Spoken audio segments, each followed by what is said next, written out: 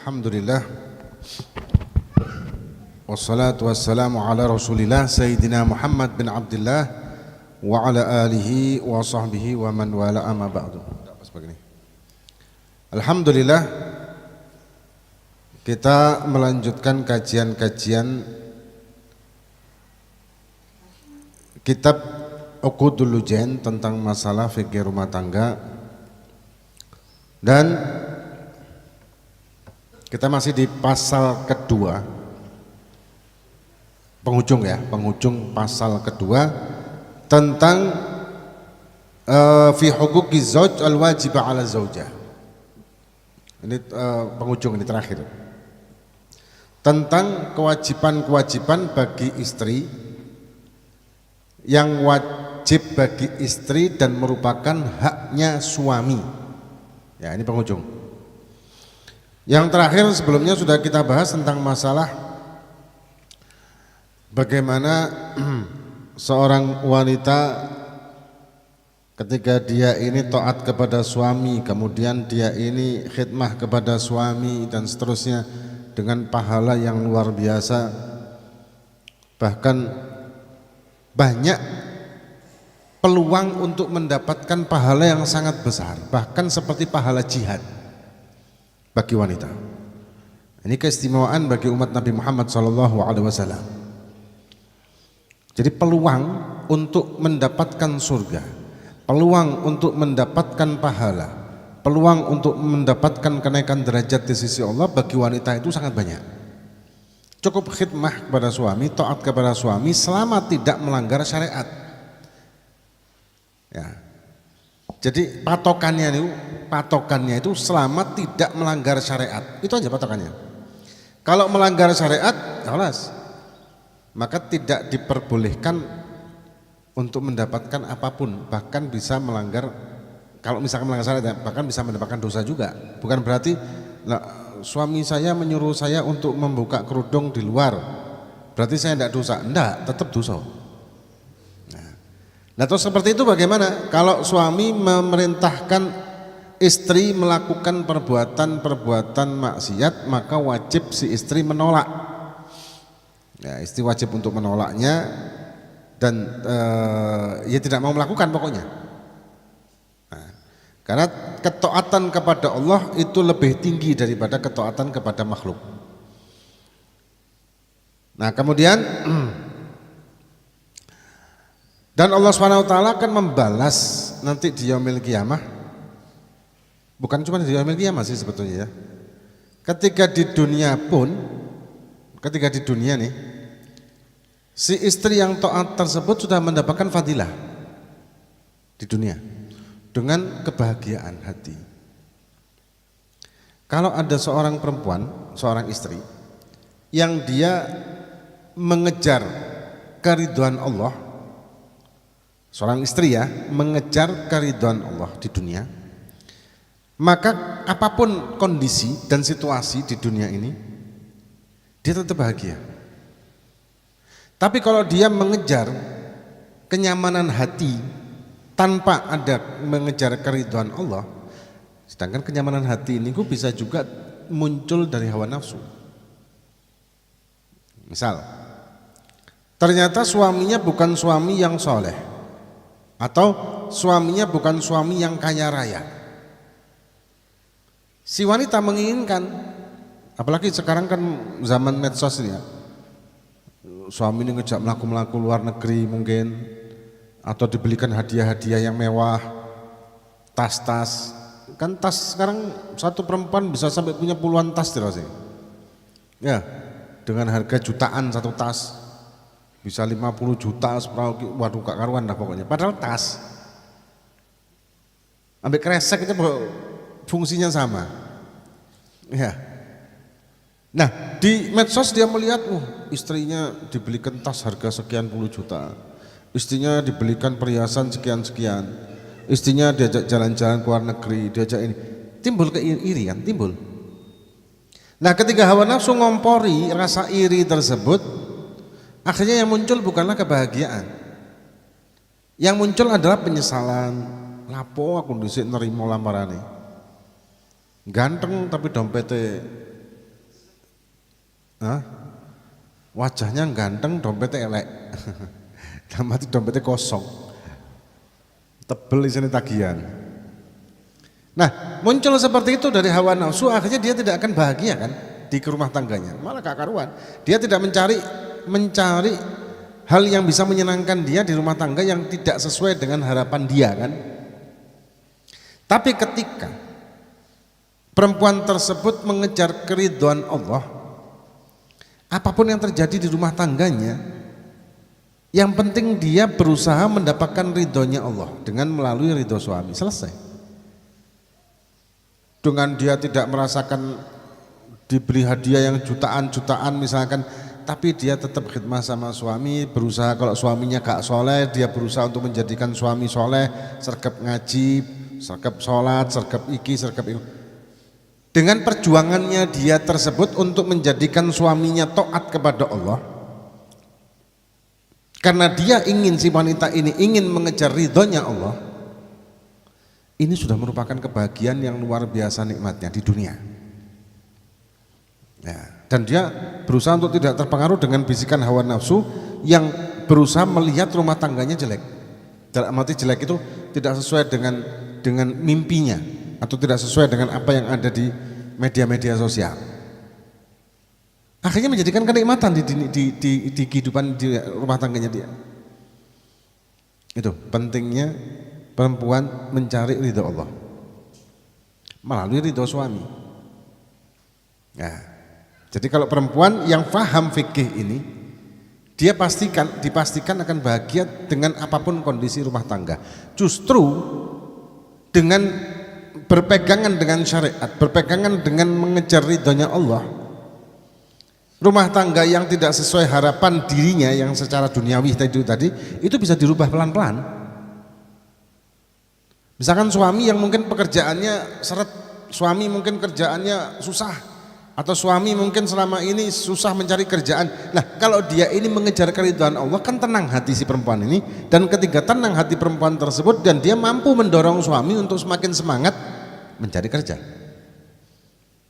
mencari bisnis, mencari peluang, mencari iki, dibantu untuk memikirkan ya apa bisnis yang enak. Oh, sekarang ini peluangnya ini misalkan. Sekarang peluangnya ini, lagi musim ini, lagi musim itu, lagi ini, lagi akan seperti itu nantinya. Akan ada kebahagiaan tersendiri dan berusaha merubah kondisi rumah tangganya yang tidak sesuai dengan harapan.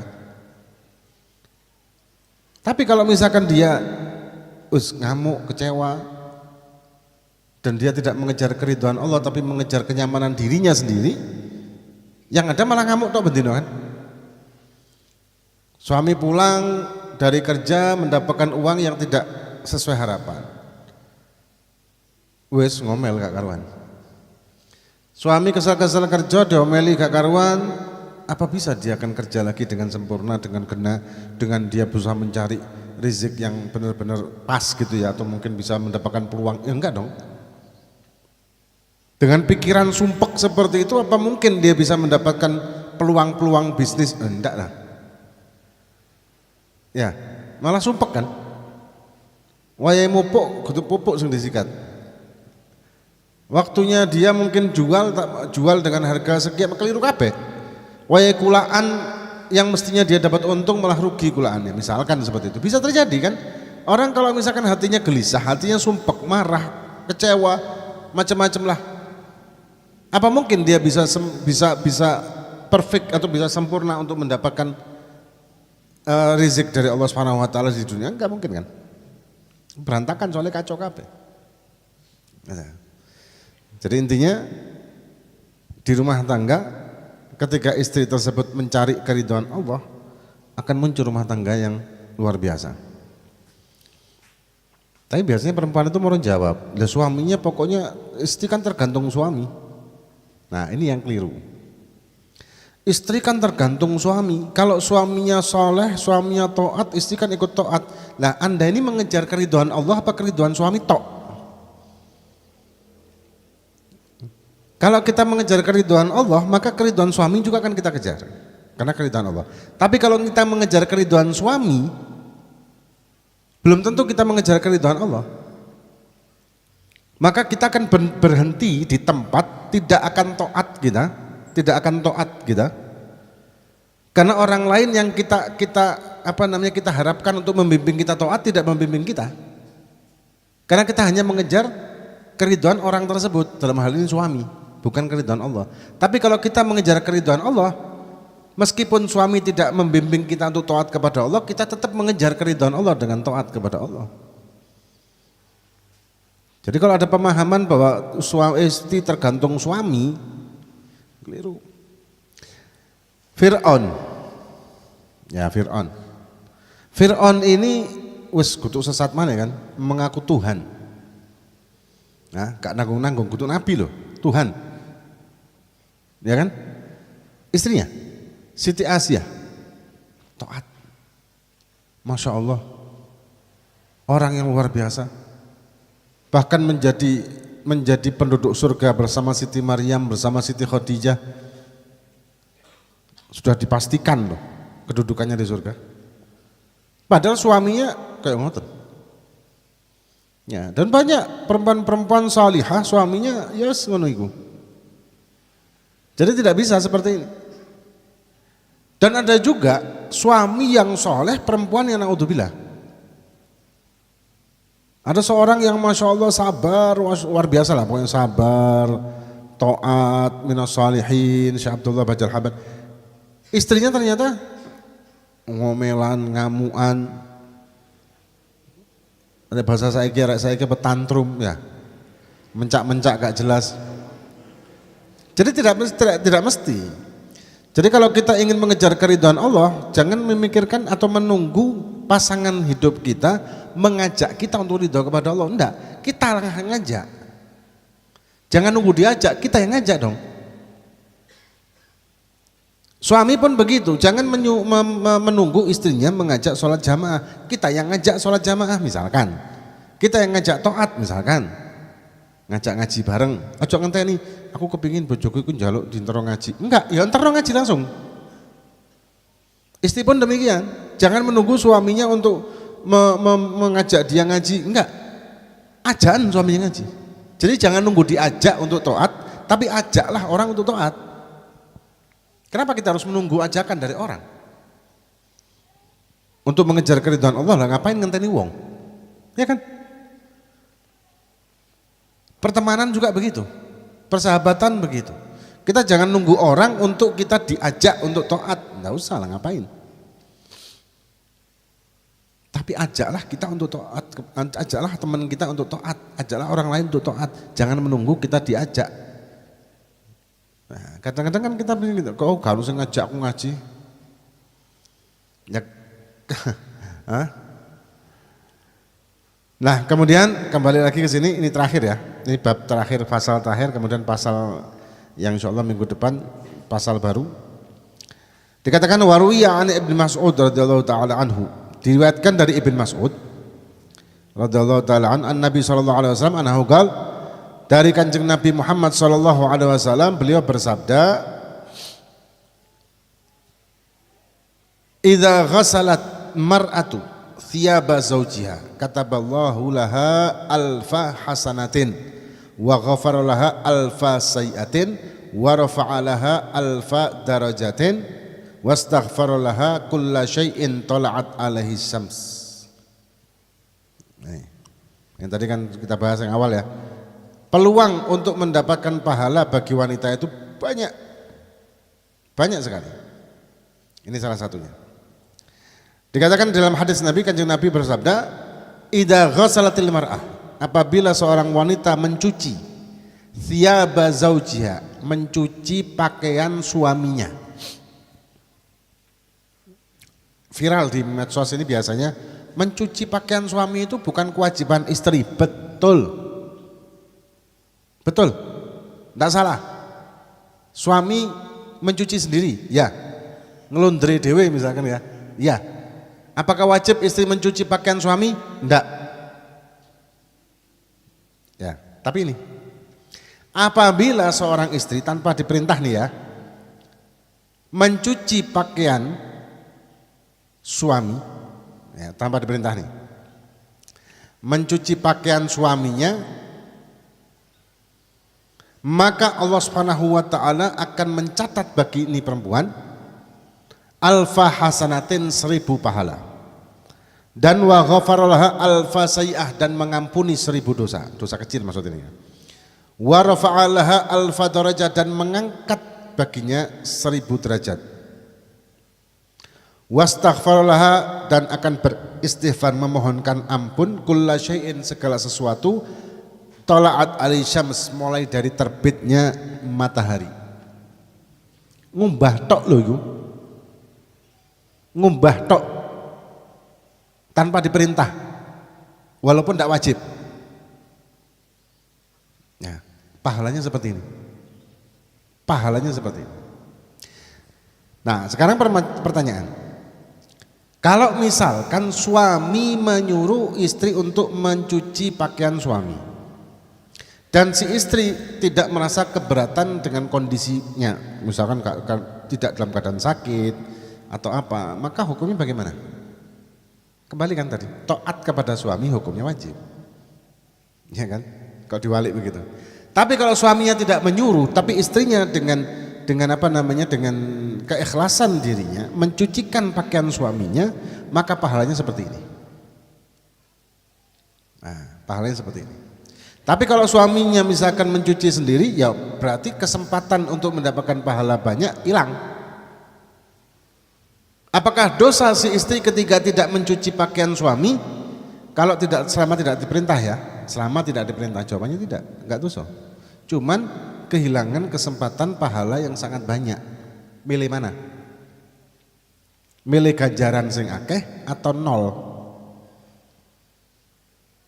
Nah, pahalanya. Jadi perempuan itu Masya Allah punya peluang untuk pahala itu banyak. Ini ada pertanyaan nih. Kalau seorang istri sering mengajak suami untuk melakukan sholat tapi gak digubris gimana? Tidak masalah. Seorang suami ya, ketika diajak oleh istrinya untuk melakukan sholat 5 waktu, tapi suami mungkin lagi lagi tidak jelas, apakah dosa si istri? Jawabannya tidak. Beda dengan seorang suami ketika melihat istrinya tidak mau sholat, selama memang bukan haid dan nifas ya, maksudnya di normal, istrinya tidak mau sholat, maka si suami wajib memerintahkan istri untuk melaksanakan sholat wajib. Kalau si suami tetap menyuruh kalau si istri tetap tidak mau dengan perintah suami melakukan sholat, maka suami ikut menanggung dosanya.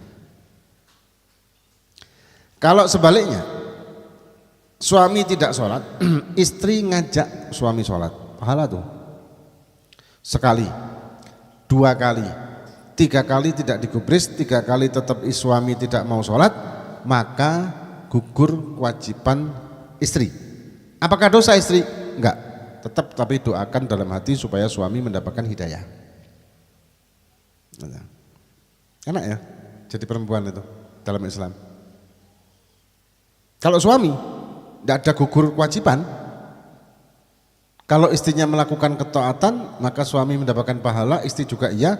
Kalau istri tidak melakukan kewajiban maka si istri dapat dosa, suami juga iya dapat dosanya. Kalau si suami melakukan dosa, tidak melakukan kewajiban, istri cukup memberitahu sekali, 2 kali, 3 kali, selesai mentok, maka si istri tidak mendapatkan dosa apapun. Ya, perbedaannya. Nah, kemudian makanya enak dadi wong wedok kan ya? Hah? Enak napa mboten? Hah? Kok sampe meneng ndak? Enak napa mboten? Nggih napa? Kok lemes mawon, gak poso lho padahal. Kemudian waqalat Aisyah radhiyallahu taala anha, berkata Siti Aisyah radhiyallahu taala anha, sariru maghsalil mar'ah ya'dilu takbir fi sabilillah. Suara sarir itu suara tenunan jahitan kok saya ya. tenunannya seorang istri itu menyamai takbir, kalimat takbir di sabilillah, di jalan Allah. Ya, ketika si istri membikinkan pakaian untuk suami maksudnya. Kemudian wa ayyuma imra'ah kasat zawjiha min ghazliha illa kana laha bikulli suda mi'ata alf hasanah. Maka seorang perempuan apabila dia istri dia memakaikan pakaian kepada suaminya dari hasil tenunannya dia, dari hasil jahitannya dia begitu ya, memberikan suaminya pakaian dari hasil kerjaannya si istri, maka Allah Subhanahu wa taala akan memberikan setiap lubang di pakaian itu tadi, maksudnya lubang jahitan itu mi'al alfa hasanah, 100.000 pahala. Pahalanya istri itu luar biasa loh pakai. Banyak sekali pahala istri itu. Wa qala Nabi sallallahu alaihi wasallam, dan bersabda Kanjeng Nabi Muhammad sallallahu alaihi wasallam, man ishtara li'iyalihi syai'an thumma hamalahu biyadihi ilaihim hatta Allahu anhu dhunuba sab'ina sanah. Nah, kalau seorang suami nih, kata Nabi, barang siapa yang memberikan untuk keluarganya, istri dan anak-anaknya sesuatu syai'an, oleh-oleh, misalkan membelikan oleh-oleh kepada istrinya, misalkan oleh-oleh sederhana lah, pulang membawa makanan begitu, martabak atau apa ya, apa sih senengannya? Seblak. Apa? Senengannya wedok ini kan apa sih camilannya? Apa? Ya macam-macam yang aneh-aneh kadang-kadang kan ya. Makanan yang tidak jelas. Tapi si istri suka, maka dibelikan makanan yang apa sih jenenge saya kira mana aneh kan saat ini dhisik kan pisang goreng, wis ngono-ngono. Saiki cuma cireng apa? Sing cireng apa maneh? Seblak itu mang seblak itu lak kerupuk dikai dodo ngono ta. Iya kan? Atau mimian sih nggak jelas itu juga. Tapi istri suka. Dia pulang dari kerjaan atau apa, dia belikan, dikasih oleh-oleh. Kemudian tuma hamalahu biyadihi ilaihim, kepada keluarganya, istri dan anak. Maka Allah Subhanahu wa taala akan menghapus dosa-dosanya sab'ina sanah, 70 tahun. Akan dihapus dosa-dosanya oleh Allah Subhanahu wa taala. Ini kata Nabi nih. Wa qala sallallahu alaihi wasallam, man fariha untha fa ka'annama baqa min khasyatillahi. Barang siapa yang gembira dengan dia punya perempuan, maka seolah dia menangis dalam rasa takut kepada Allah. Dalam arti ganjaran itu gede. Wa man baka min khasyatillahi ta'ala, wa man baka fi min khasyatillahi ta'ala. Barang siapa yang menangis karena takut kepada Allah, haramallahu jasadahu 'alan nar, maka diharamkan atasnya api neraka. Jadi jadi intinya begini. Perempuan ini ada di dalam hadis yang kedua terakhir ini ya. Perempuan ini mempunyai banyak keistimewaan. Di samping perempuan ini bisa mendapatkan pahala buat dirinya, dan bagi kita orang laki juga akan bisa mendapatkan pahala ketika kita memberikan oleh perempuan kita, anak istri kita, atau kita senang dengan kehadiran anak perempuan misalkan di rumah tangga kita punya anak perempuan, kita senang, maka seperti ini pahalanya. Jadi intinya sama, laki dan perempuan ini istimewa di dalam Islam. Nah, banyak fitnahan yang mengatakan perempuan kalau di dalam Islam itu sangat dihina, direndahkan. Salah, perempuan di dalam Islam pun mempunyai kedudukan. Si suami juga punya kesempatan untuk mendapatkan pahala dari perempuannya di sini anak istri. Si istri juga bisa mendapatkan banyak pahala dari suaminya. Ya, jadi masing-masing dapat. Ini tadi disebutkan tentang masalah perempuan mendapatkan pahala seperti apa. Ini laki dapat pahala seperti apa dari perempuannya. Kemudian waqala sallallahu alaihi wasallam, al baitu alladzi fihi al banat yunzilullahu fihi kulla yaumin 12 rahmah. Rumah yang di dalamnya ada perempuan, dalam arti istri atau anak perempuan yang taat ya, Maka Allah Subhanahu wa taala akan menurunkan setiap hari 12 itna asyarah rahmah. 12 rahmat. Tiap hari. 12 rahmat tiap hari. Wala tanqati ziyaratu malaikati min dzalikal bait, dan tidak terputus malaikat rahmat di situ masuk ke rumah itu tadi, malaikat rahmat. Wa yaktubuna li abawahinna kulla yaumin wa lailatin ibadah sab'ina sanah, dan dicatat pahala ibadah bagi kedua orang tuanya. Yang di rumah tangga itu ada anak perempuan yang taat karena didikan orang tua pastinya, setiap hari 24 jam ibadah sab'ina sanah, ibadah 70 tahun. Ini keistimewaan wanita dalam Islam. Zaman dulu ketika ada pengumuman barang siapa yang punya anak perempuan hafal Quran maka kibarkan bendera putih di rumahnya. Maka banyak dikibarkan bendera putih, menandakan banyak anak perempuan yang gadis yang hafal Quran.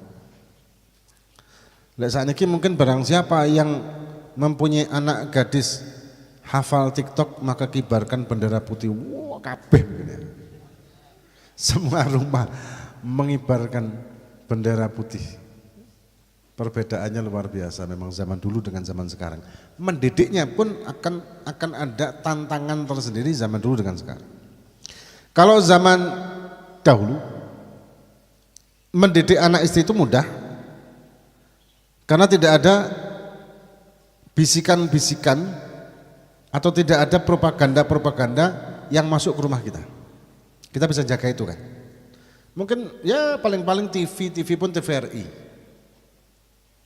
Tapi sekarang dengan macam-macam media,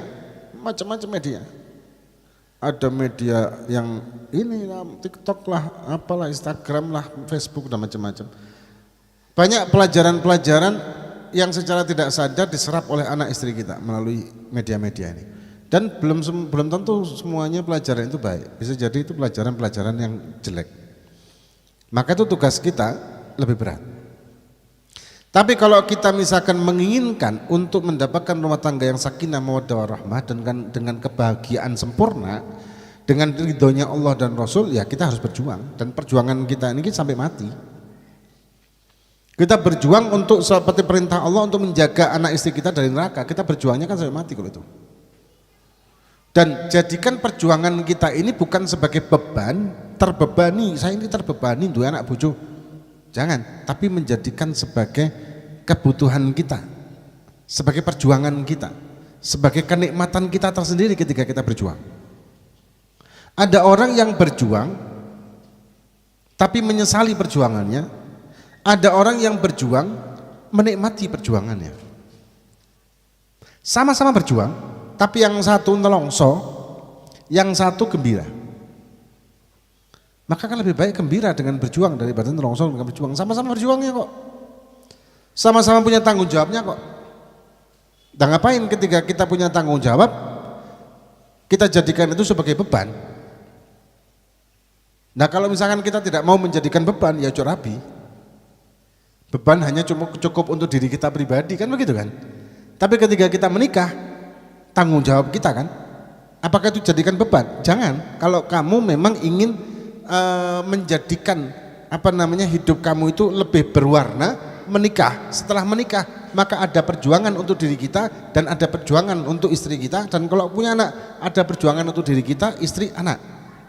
Lebih berwarna hidupnya sebetulnya. Jadikan itu sebagai warna dalam hidup. Kalau kita seperti itu maka kita tidak terbebani dengan hidup, tidak akan terbebani dengan tanggung jawab, tidak akan terbebani dengan amar ma'ruf nahi munkar di diri kita dan keluarga. Wallahu a'lam bissawab. Ada pertanyaan?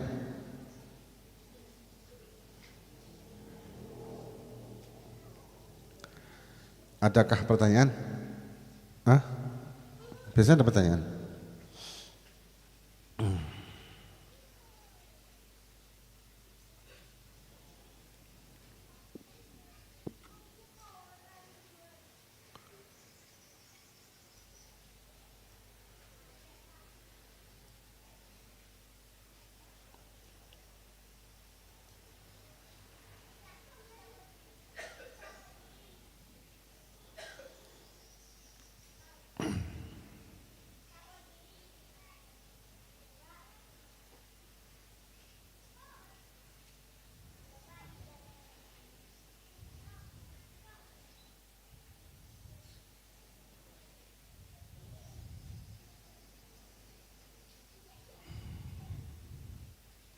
Enten.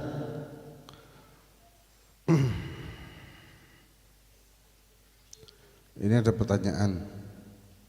Apa hukumnya jika meminum bir yang nol alkohol? Bir nol alkohol? Ah? 0% ya?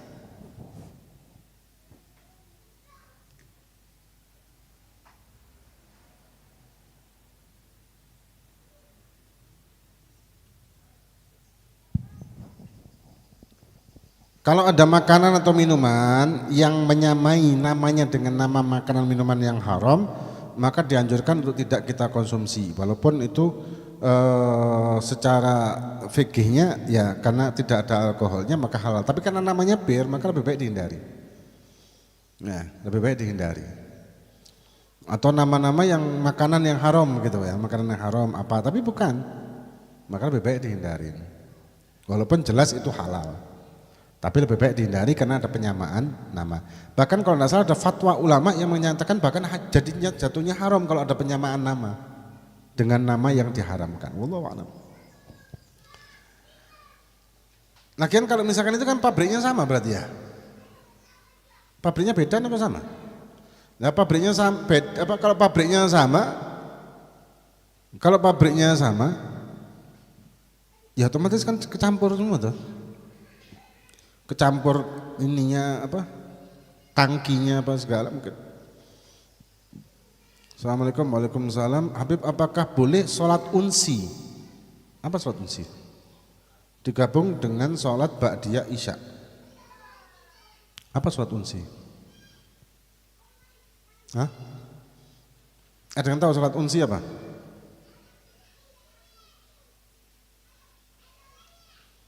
Hah? Sholat unsi.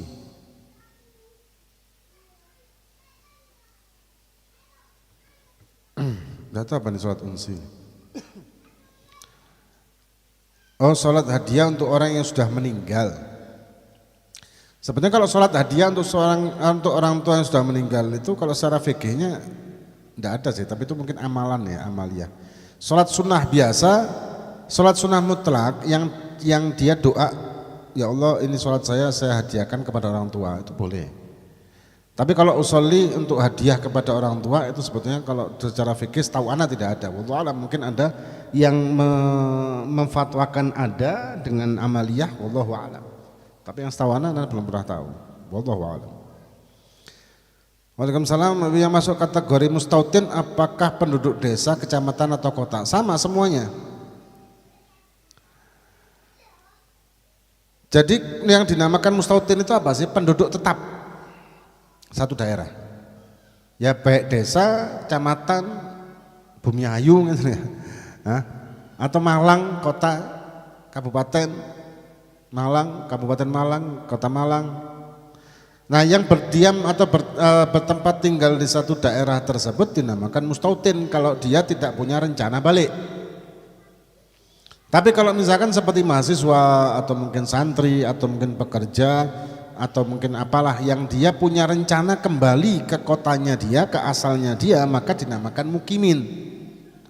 Ada mustautin, ada mukimin. Ada juga musafirin. Ya kan? Nah, mustautin tadi penduduk tetap, mukimin penduduk yang tidak tetap. Musafir orang yang bepergian. Bedanya apa sih mustautin sama mukimin? Dalam beberapa hal ada perbedaan, yaitu salah satunya kalau mustautin termasuk dari yang sahnya Jumatan. Kan Jumatan harus dihadiri 40 orang mustautin penduduk tetap, bukan mukimin.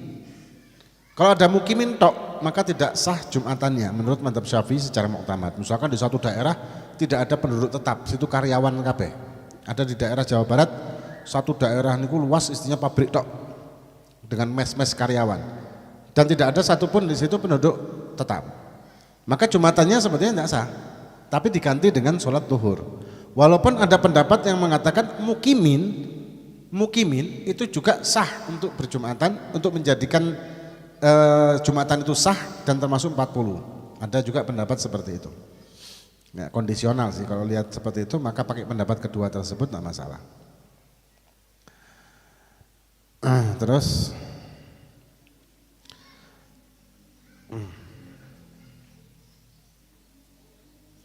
Mau tanya Beb, yang ceramah ngelantur itu golongan apa Beb? Kok berpotensi merusak akidah? Ya enggak tahu. Habib, jika ibu saya sudah pikun apa wajib sholat, umurnya 76? Kalau pikun itu tidak wajib untuk melaksanakan sholat ketika pikun.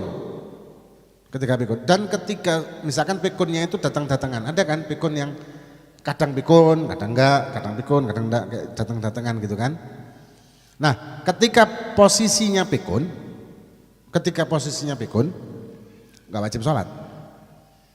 Ketika sudah sadar, sembuh dan sudah selesai waktu sholatnya itu, misalkan sebelum zuhur pikun sampai sampai asar sembuh normal, maka zuhurnya tadi tidak wajib diqadha. Ya, karena posisi waktu zuhur dia masih pikun, nggak wajib kan? Nggak wajib qadha. Asarnya wajib karena sudah sadar normal. Sama kayak orang haid. Sama.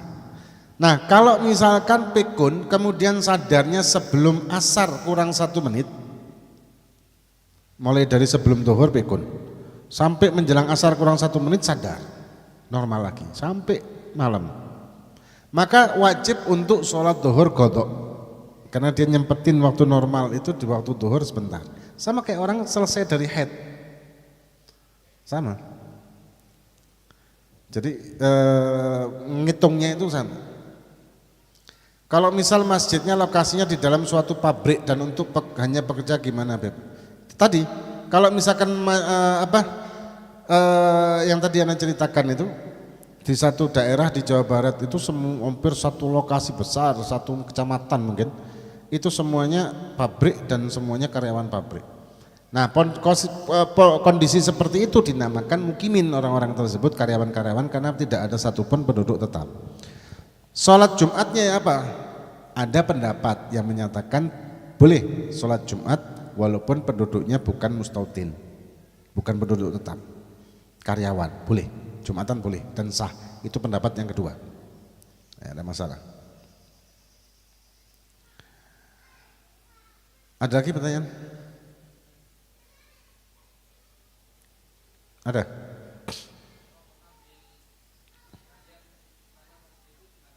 Galian tanah masjid. Kalau masjid tanahnya itu wakaf.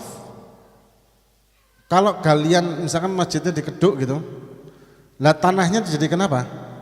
Apakah boleh jadikan urukan atau dijual? Kalau secara mu'tamad dan lebih hati-hati, urukannya tanahnya masjid itu ya dipakai untuk nguruk tanah masjid yang lain. Jadi masjid ya kembali ke masjid. Ya. Termasuk kalau temboknya apa segala macam didodol gitu, direnovasi, gimana? Bekas runtuhannya tersebut apakah bisa kita jual? Jawabannya tidak. Karena kemungkinan tembok-tembok masjid dibikin dari wakaf masjid atau orang mewakafkan untuk masjid. Maka tidak bisa kita buang atau kita begitu saja, tapi cari masjid yang butuh urukan. Nah, maka agak ribet ya. Cari masjid yang butuh urukan dan ini dijadikan urukannya masjid yang lain. Seperti itu. Ada lagi?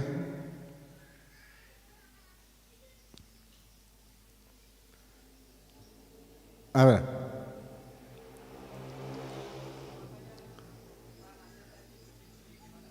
Apa? Tanahnya dibeli. Tanahnya siapa? Oh, kalau tanahnya itu dibeli, tanah urukan masjid, masjid digali tanahnya untuk dijadikan apa-apa gitu, mungkin bawah tanah atau gimana, kemudian dibeli, itu tidak boleh juga, karena membeli wakaf itu kan tidak bisa. Itu mu'tamad ya, ini pendapat mu'tamad ya, walaupun mungkin ada pendapat yang lain, wallahu a'lam, tapi mu'tamad tidak, karena namanya wakaf sudah tidak bisa diapa-apain, dan wakaf itu sampai bumi ketujuh, langit ketujuh itu tetap wakaf. Kita mewakafkan tanah 100 meter persegi, maka semuanya itu menjadi masjid. Kalau kita wakaf masjid, semuanya itu menjadi masjid, sampai ke dasar-dasarnya pun sampai kalau kita gali 100 meter makan 1 kilo gitu misalkan, itu tetap masjid semua. Kita bangun sampai berapa tingkat masjid kabeh. Nah itu tidak bisa dijual belikan kalau masjid, kalau wakaf masjid. Wakaf itu tidak bisa diapa-apain sih. Tidak bisa ditukar guling, tidak bisa dijual belikan, tidak bisa dihibahkan, tidak bisa diwariskan. Kalau nadir itu kan sebetulnya bukan pemilik, tapi nadir itu kebanyakan adalah pengawas dari keluarga wakaf, pewakaf, keluarga yang mewakafkan untuk ngawasin bahwa wakaf orang tuanya berjalan dengan benar atau dengan baik. Itu nadirnya. Tapi dia tidak punya hak untuk memiliki masjid karena tidak ada satupun pemilik masjid itu. Kalau sudah diwakafkan maka tidak ada kepemilikan. Yang ada adalah pengelolaan aja, pengelolaan. Ya, jadi ngelola masjid bukan memilikinya. Ada lagi?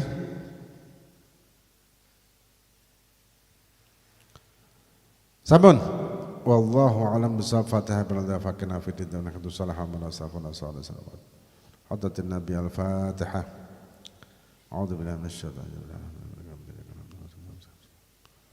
غير المغضوب عليهم ولا الضالين آمين الله بحق الفاتحة وأسرار الفاتحة بركات الفاتحة تقبل منا قسم عظمة تبعنا كان تقوم الله المستعان بنا فلا بالصبر والعافية ورحمة الله أحمد رحمة الله آمنا صلى الله على سيدنا محمد وعلى آله وصحبه وسلم الحمد لله رب العالمين.